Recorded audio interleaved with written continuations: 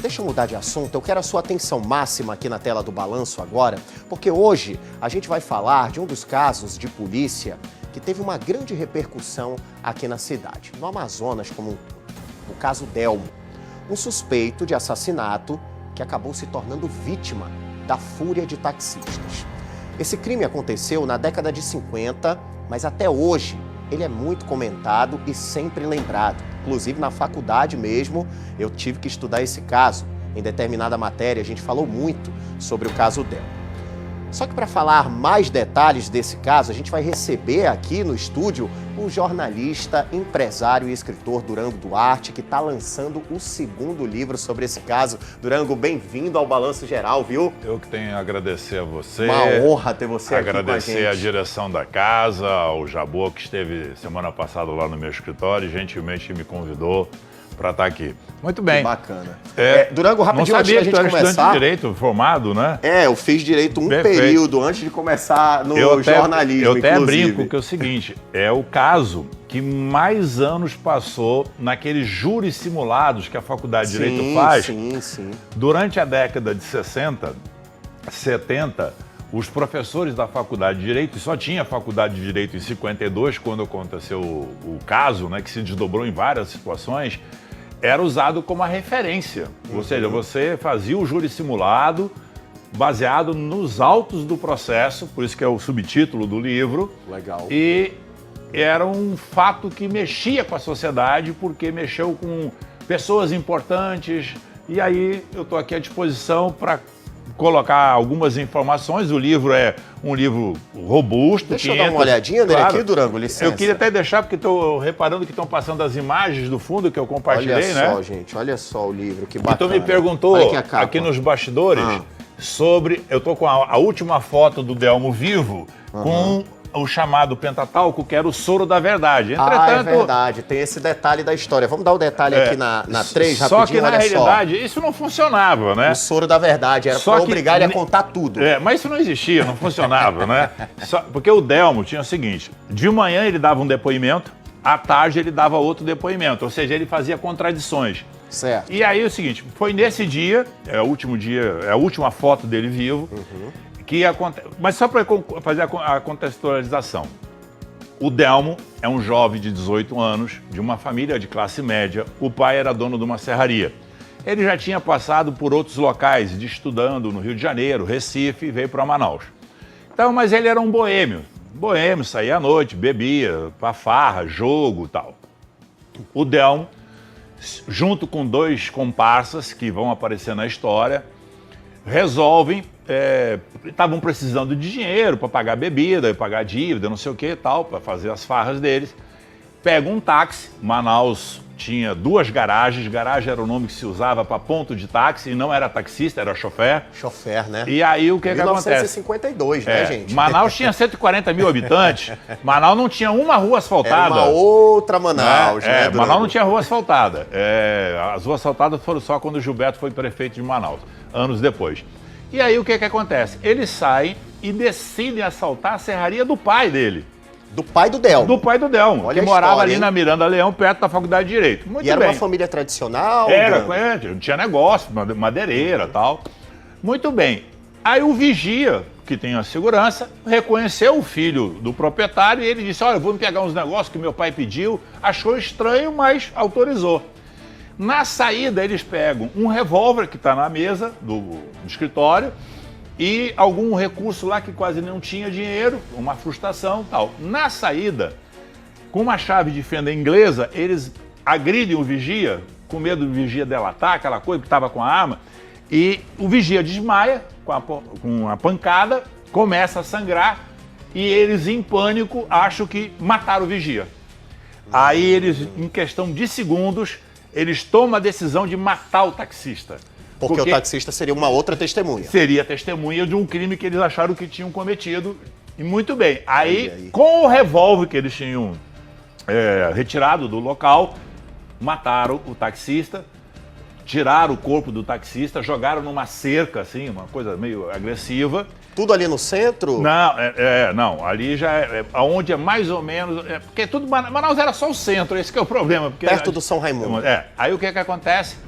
eles realmente se enrolam, matam o taxista, pegam o carro, mas não sabiam dirigir, aí andam um pouco, aí o carro meio que vira, tal, bate numa ribanceira ali, vira, e eles têm que caminhar da onde estavam à noite, numa escuridão desgraçada, e eles vão para a cidade, né, a pé. Muito bem. Só que a sociedade amazonense ficou indignada com o fato, mataram o taxista. Mas o Delmo se apresenta sozinho e diz que ele cometeu o crime sozinho. Durango, esse que foi o X da questão, inclusive, né? A revolta dos taxistas era justamente essa, porque ele não quis delatar os comparsas. Os dois, e eles, os taxistas, foram junto ao governador porque achavam que, como era um filho de classe média, que a justiça não ia ocorrer e tal. Aí, a história, estão vários fatos. Aí, para resumir, aí o Delmo sai dessa clínica, certo, ali no centro, numa ambulância. Entretanto, o enfermeiro que participa aqui liga para a garagem dizendo, ó, ele está saindo agora na ambulância. Os taxistas já estavam, tipo, tratando, vamos olho por olho, dente por dente. É depois dessa foto aqui. Isso, aí ele sai daí, entra numa ambulância, só que os caras da ambulância estavam macunados com os taxistas. E o enfermeiro liga para a garagem e diz, ó, ele está saindo agora. E os taxistas, vários táxis, fecham em frente ao colégio estadual, ali na 7 de setembro, eles fecham a ambulância. Os dois caras que estavam na ambulância não se comprometeram, meio que liberaram, retiram o Delmo à força, colocam em um dos carros e eles saem em caravana para mais ou menos onde é o Circo Militar no São Jorge, assim, geograficamente aproximando. E lá, de maneira bárbara, com várias facadas, tal, recortado, a violência brutal, mata o Delmo, mas a polícia sabe que houve todo esse fato, Manaus era muito pequena, vão e aí já recolhe o corpo dele e tal, não sei o quê. Só que até aí, a juventude amazonense dá crédito a que o Delmo era um santo, né? Era uma vítima, né? E faz a maior manifestação estudantil, contrata o advogado criminalista de fora, a maior missa da história de Manaus da década de 50, o maior cortejo funerário da história de Manaus, ou seja, e mexe com a cidade como um todo. E o que ocorre? Anos depois, para dar um pulo, se descobre que o Delmo não tinha aquela fama de bom rapaz. Já tinha participado de um assalto a uma família tradicional em Manaus. Por acaso, o comparsa dele, preso por um outro crime, na cadeia revela que o Delmo tinha participado com ele de um assalto na família Souza Arnoldo, que é uma família tradicional aqui de Manaus. Então é o seguinte, e aí se desdobra. O júri popular, que era no Palácio da Justiça, em frente ao Teatro Amazonas, havia filas para assistir o julgamento do caso Delmo. E aí 27 taxistas são condenados, têm penas maiores, de 20 e poucos anos, penas menores. Está aí a foto das pessoas, um dos acusados ali na carceragem, né, que era na 7 de setembro, né, que todas essas imagens, Pessoa, que são, né, imagens da época, a gente encontra aqui no livro. Isso está na revista Cruzeiro, que era a revista de maior circulação em Manaus. Certo. No Manaus, não, desculpe, do Brasil. Certo. Só que esse caso, a Voz do Brasil, lá dos Estados Unidos, repercute para o Brasil inteiro esse crime. As rádios de São Paulo e do Rio de Janeiro comentam o crime por causa da revista Cruzeiro. Qual era a rua mais importante de Manaus? Eduardo Ribeiro. O que acontecia no Eduardo Ribeiro? Tinha aquelas bocas de ferro. E aí os jornais da época, porque o jornalismo impresso era muito forte, né? O rádio tinha sido inaugurado em 48, que era uma rádio local, que já existe até hoje, de uma família tradicional, comentava todo dia o crime e os jornais davam destaque de primeira página e tal. Só que nessas bocas de ferro as pessoas repercutiam as notícias do jornal lendo as manchetes. Então a cidade toda que ficava transitando ali, trabalhando em torno da Eduardo Ribeiro, conhecia os fatos. Ou seja, mas Durango, mas esse é o segundo livro?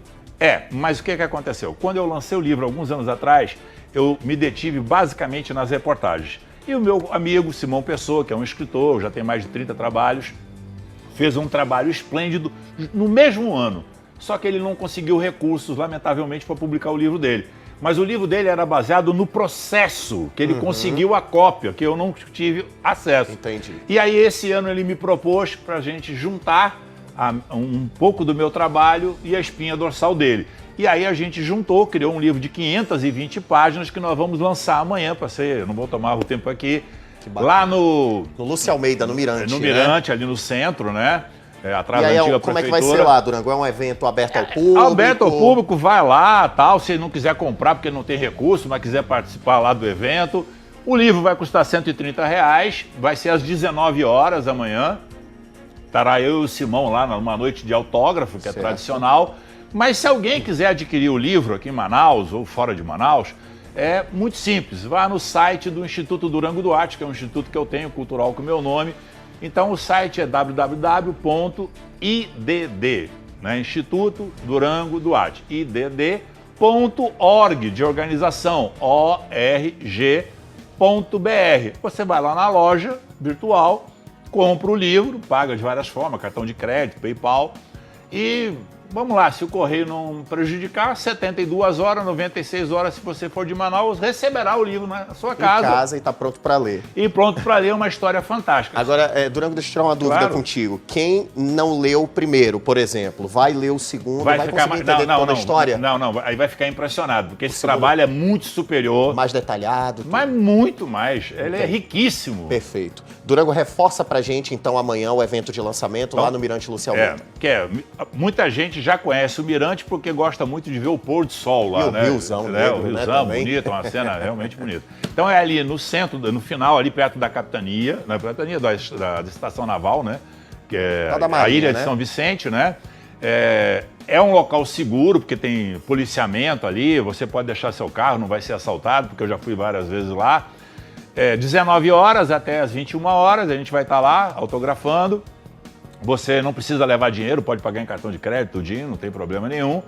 E, posteriormente, a gente vai estar disponibilizando já pelo site, né? Se quiser comprar hoje, já pode comprar até, e se quiser depois nos procurar para um autógrafo, a gente vai estar à disposição, já que a gente reside aqui em Manaus. E muito obrigado aí pelo espaço e tomara que amanhã seja um sucesso o evento. Se Deus quiser. Eu espero você lá. Tô curioso para ler, hein? Agora, quem é que vai ganhar o direito ao autógrafo? Porque eu já dei um pro Jabô. Né? Já levou o autógrafo? Já levou o primeiro livro e tal. Aí já está pronto para mim assinar aqui. Aí você decide se é a diretora que está aqui atrás, né, de jornalismo, se vai ser você ou vai para outra pessoa. Mas o livro vai ficar aqui na casa como um presente. Perfeito, então. Vou deixar essa decisão para os bastidores. Vou deixar com a Nilza. Daqui a pouco tu recebe um áudio aqui pra ver. Durango, obrigado, viu? Um excelente lançamento amanhã. Obrigado. Se der, vou aparecer, mas estou curioso para ler, hein? Não, você vou ler e vou debater contigo sobre. Tamo junto, viu, Durango? Tchau. Até a próxima, um abraço. É isso, amanhã no Mirante Lúcio Almeida, tá? A partir das 7 da noite. Quem quiser, tá convidado. Evento totalmente gratuito, só aparecer. 11 horas e 58.